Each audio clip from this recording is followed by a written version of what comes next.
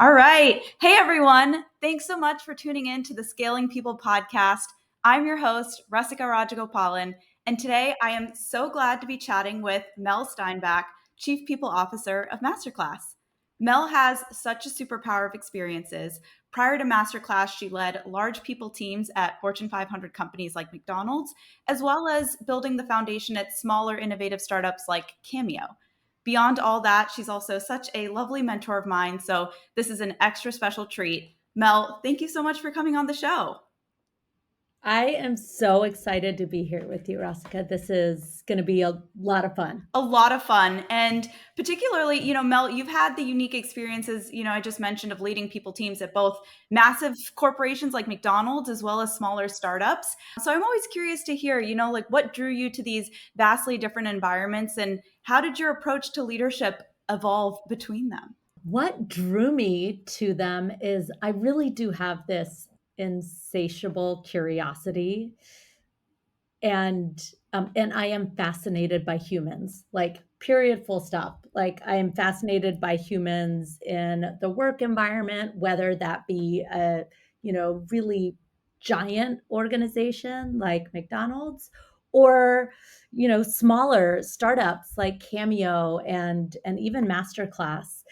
I'm as fascinated by the interactions with people in, the grocery aisle as I am with people at work. I just have more responsibility to the people that I work with and that work for the companies where I work to make their experience great. So the thing that drew me was curiosity. I think the thing that kept me was being fascinated by people, and that's why I continue to seek these really diverse and interesting people officer roles. And and I think, like, in terms of how my leadership has modulated depending on the environment, it's interesting. I think well, definitely in a startup environment, you have less resources, less human resources, and less financial resources. The thing that you have as a competitive advantage is speed. And so, what I found in my own leadership is like really leading into when in doubt, go fast. Mm-hmm. And that's kind of one of my pillars. And when I go into a startup environment, it's when in doubt, go even faster. And so I think that's one way that my leadership has modulated. And then just the level of people on my team. I've had the incredible fortune of working with some real up and comers in startup environments, and getting the opportunity to mentor them has just been really amazing, versus in some of the larger companies having people who had way more experience than I would ever have in particular areas of expertise, and figuring out for them, how to broaden their skills and give them more.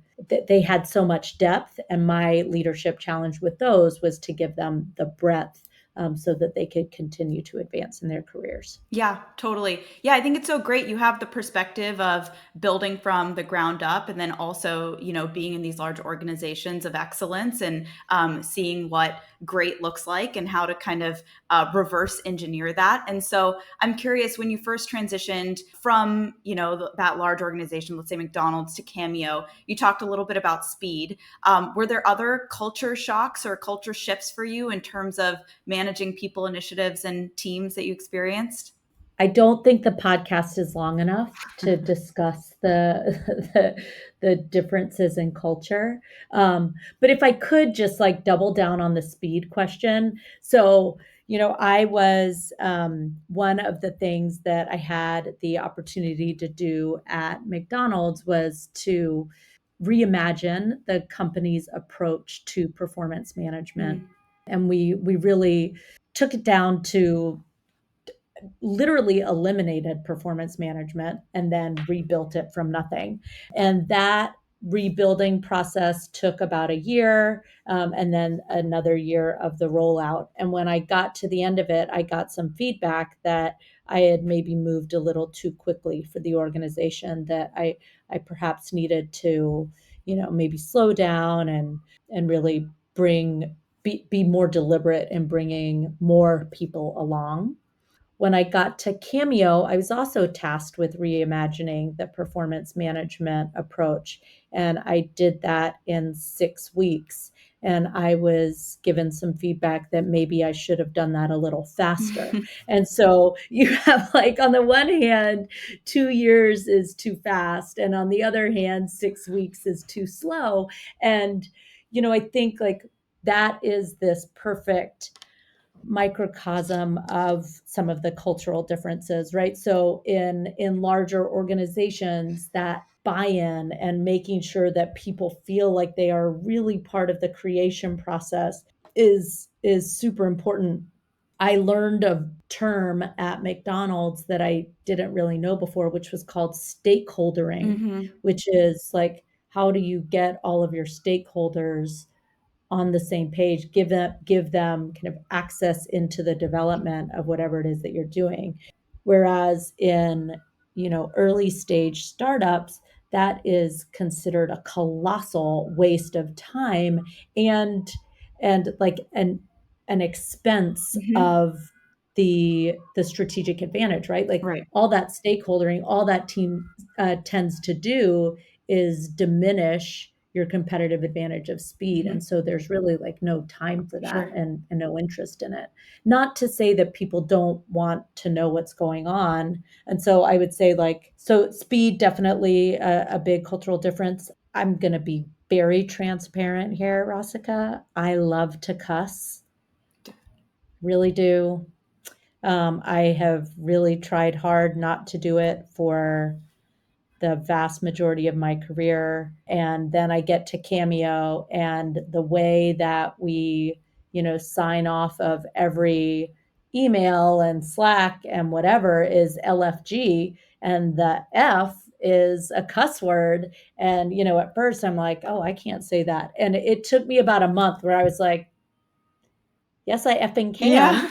can. Um, and and so, like, just that kind of informality, I Hmm. think, is another big cultural difference, and figuring out, hey, as the people leader, how are you gonna be culturally appropriate Hmm. and, professional, figuring out, like, what's the way to do that. So I think that's been a big cultural adjustment for me, and one that I was so excited to make. Yeah, totally. I mean, startups have that raw energy within them, and I think that's what Totally. attracts people to them is because it's real, you're in it, and you kind of have to take the veil off in order to really allow that vulnerability and that trust to build. And, it kind of alongside your point on speed as well, one of the themes between startups and larger organizations is oftentimes, in startups, you have to take risks, you have to innovate, whereas larger organizations,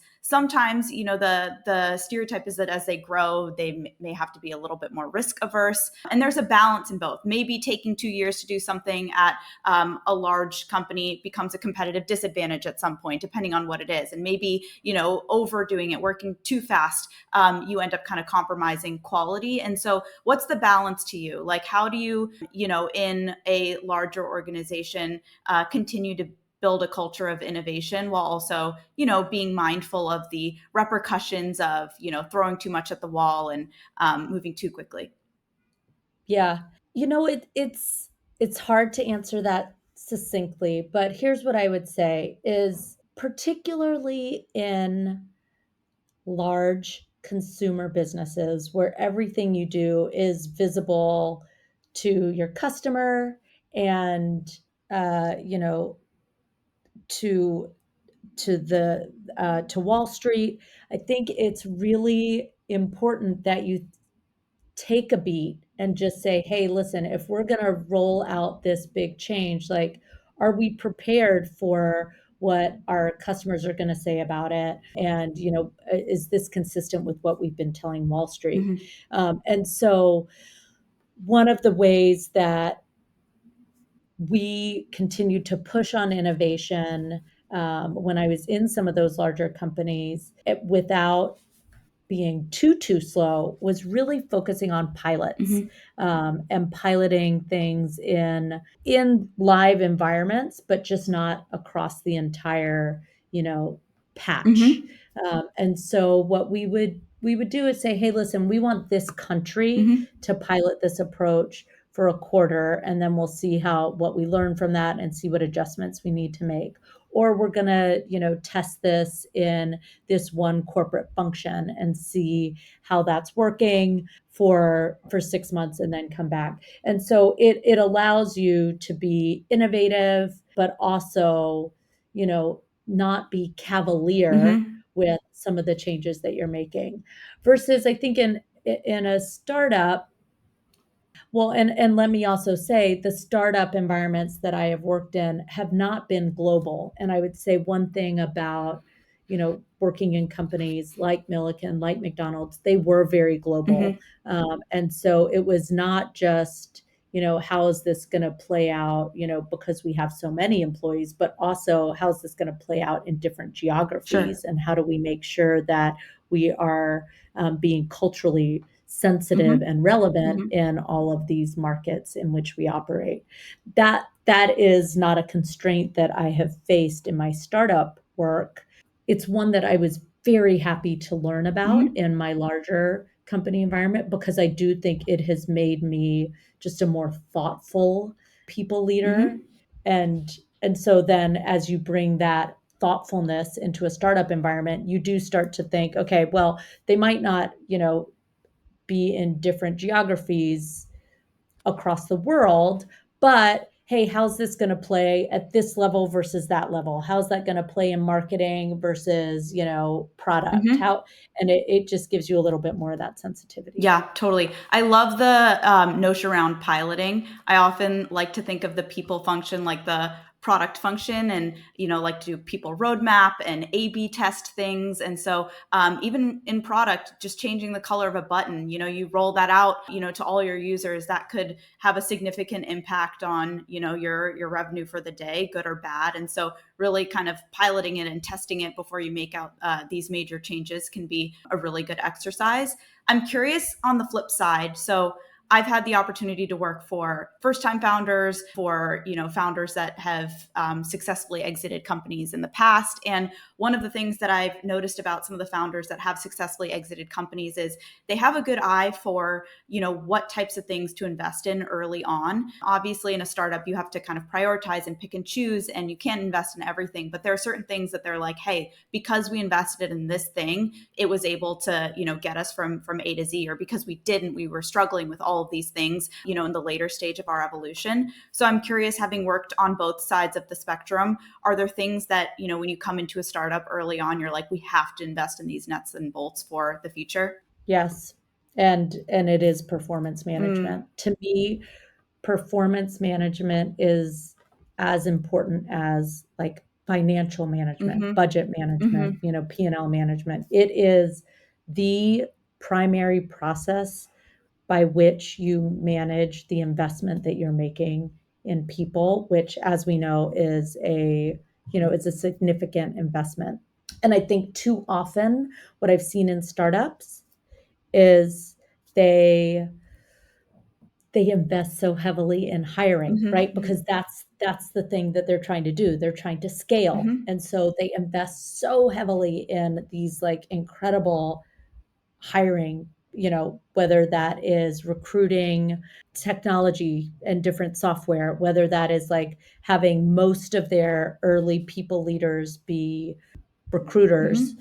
Whatever it is, they tend to really invest in the hiring, and then the people get there.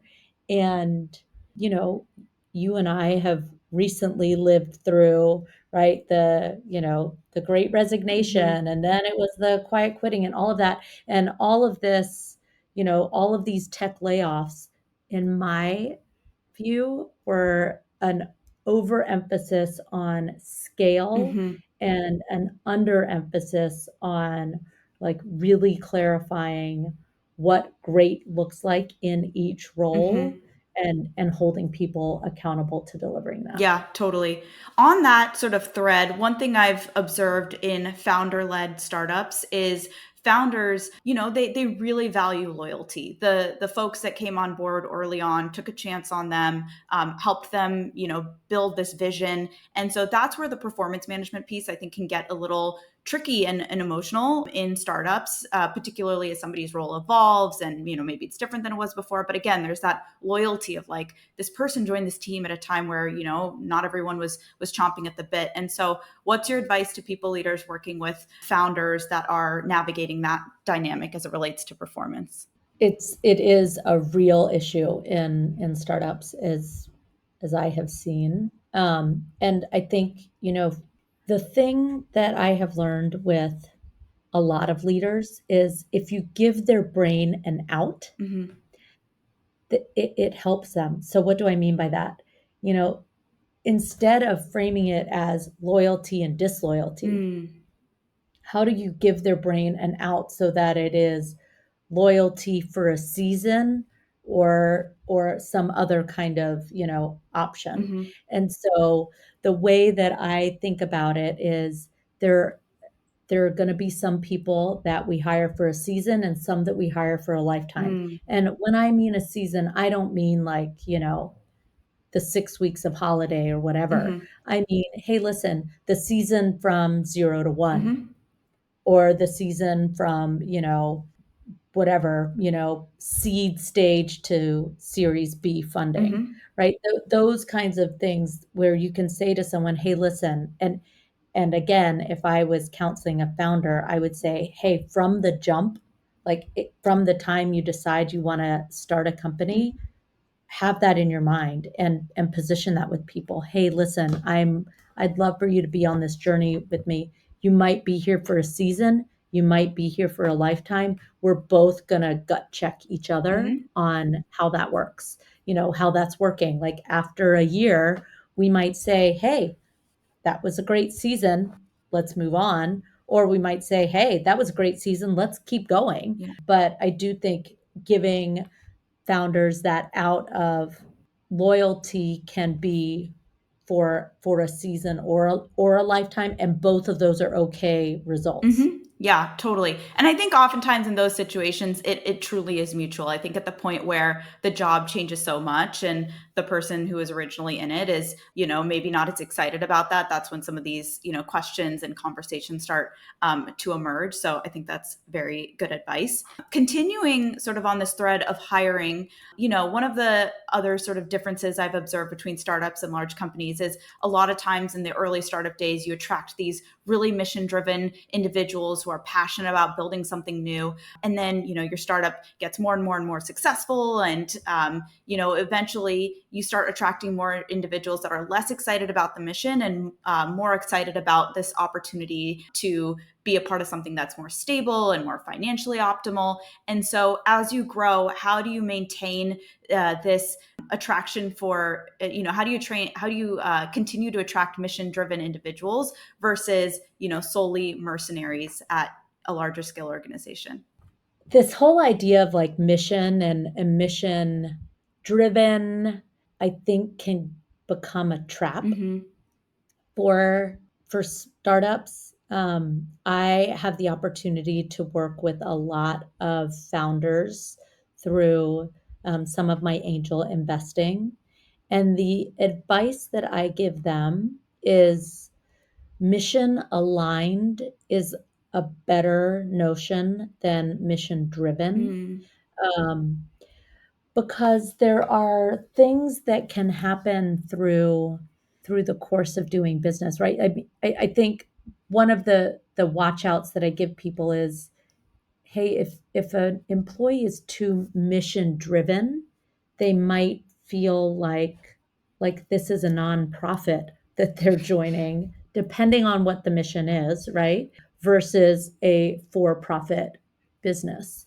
And And I've had founders that have struggled with that. Particularly there's been so much innovation on the mental health side of Mm-hmm. things. If you think about all of the technology platforms that have exploded over the past several years, the pandemic really highlighted how much we needed innovation in that Mm-hmm. space. All of these companies have grown through that period of time, and those people really, the employees joined those saying, hey, I'm here about improving mental health. Well, then what happens when you need them to work a ton of hours and they say, oh, well, that's not aligned to our mission, that's bad for our mental health. Mm-hmm. Well, how do you manage that? And so what I've said to founders is focus on mission aligned, but keep this message of clarity around this is a for-profit entity, Mm-hmm. and here's what that also means, right? We want you to be inspired by the mission.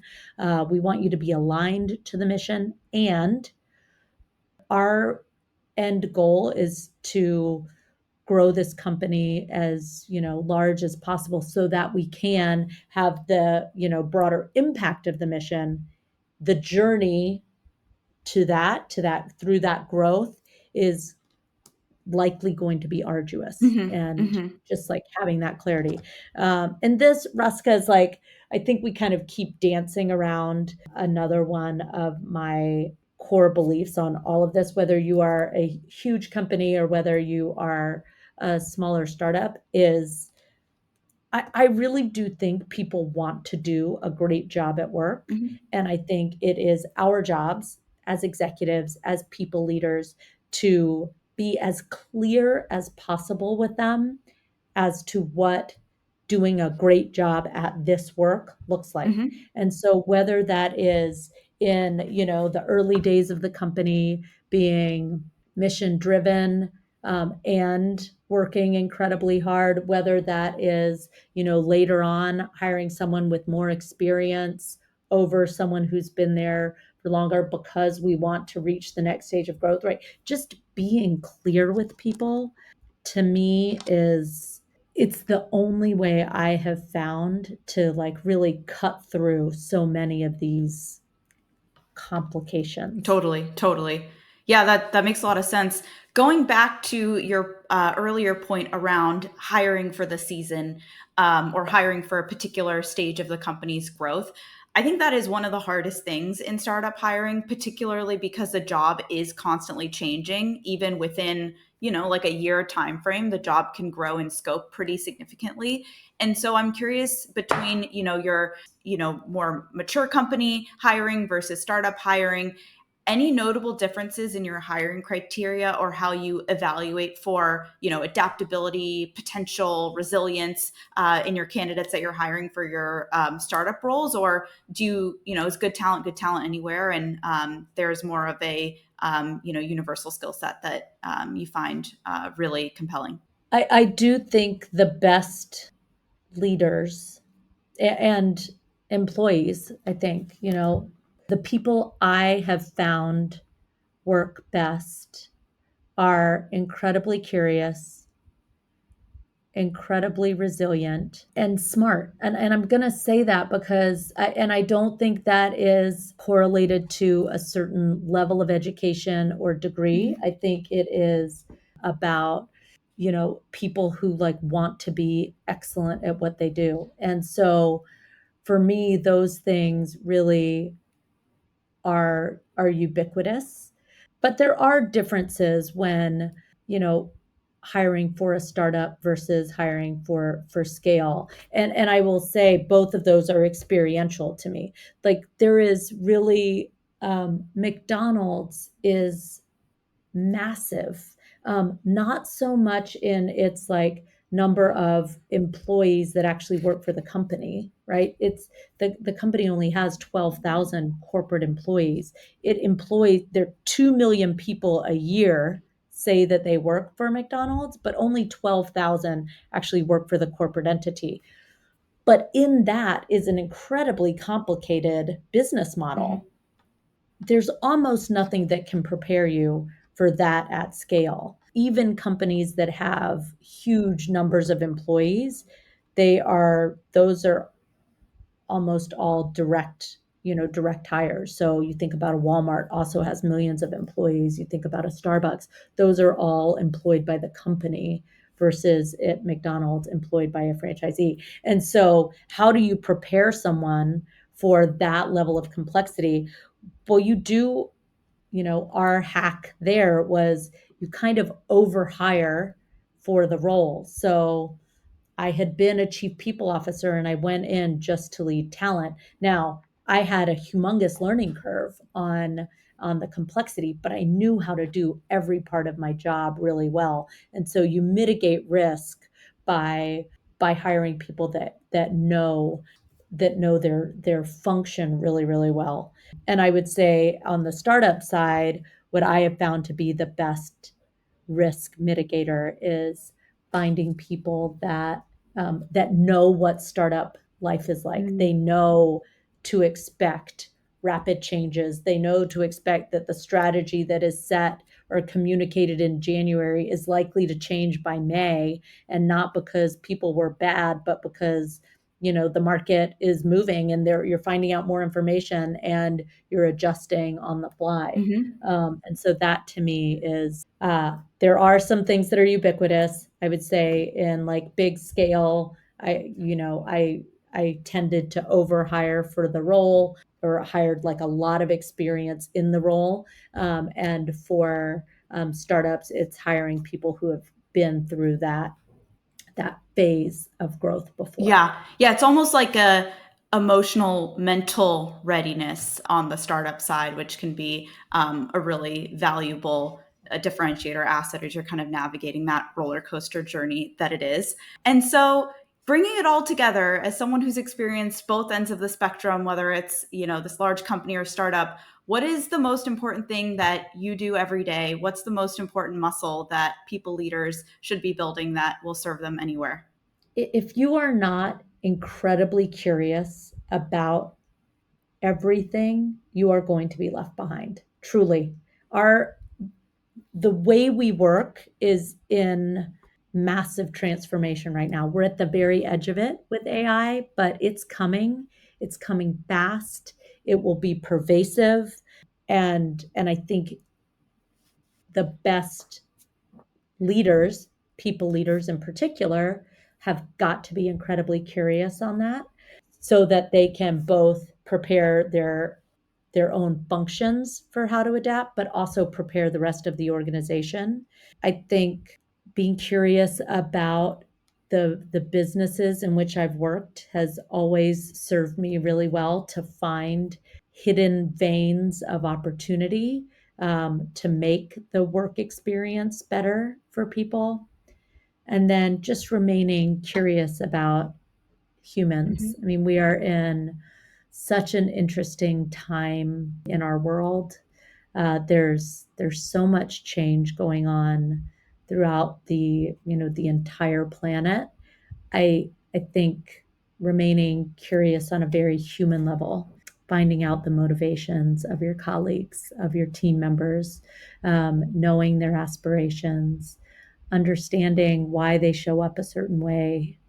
I think that has always served me well, and it's the thing I continue to spend a lot of attention Mhm. and time Mhm. cultivating. Yeah, I love that. And it ties so beautifully with the philosophy of Masterclass. So, love that notion of curiosity. Before we hop off, are there any favorite Masterclasses that you've taken before that I should add to my list? I think everyone should watch as much masterclass content as possible.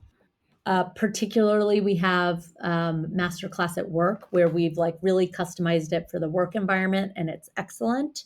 My personal favorites. I love to cook, and I find Massimo Bottura's class. He is the chef of Osteria Francescana in Modena, Italy. And you will learn some interesting techniques, but what you will see is someone who is at the top of their game, still like absolutely passionate about everything he does.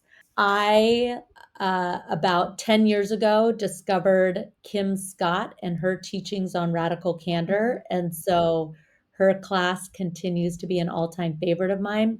And I will just tell you, recently we launched an AI class that I made both of my daughters and my husband watch because it is so practical and will like get you off first base if you are like, oh, I don't know, chat GPT sounds scary. It is so helpful. I recommend it to I everyone. love it. I love it. I'll have to check them out. My favorite is one on sleep, something we do every Matthew day. Yeah, Walker. love it. Life changing. Well, thank you so much, Mel. Your perspective is so incredible, and you always have such great learnings to share. So, really appreciate you coming on the show. And until next time. Sounds great. Have a good day.